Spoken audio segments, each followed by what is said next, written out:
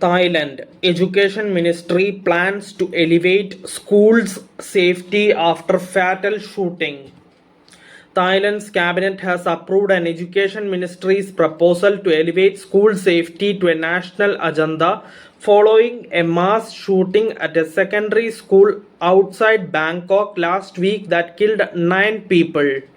Deputy government spokesperson Padarsam Thongsalukon said the move aims to strengthen prevention and response at educational institutions systematically, protecting children, teachers, and education personnel nationwide.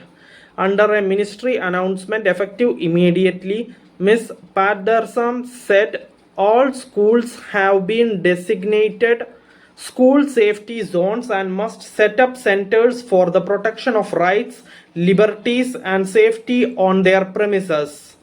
In a statement, she said the core of the approach is preventing risk before an incident occurs through strict searches and screening for weapons, illegal items, and dangerous objects before entry, alongside mental health support systems covering both the physical and psychological welfare of students, teachers, and staff. Thank you for listening. Thank you for watching. Thank you, everyone. Bye.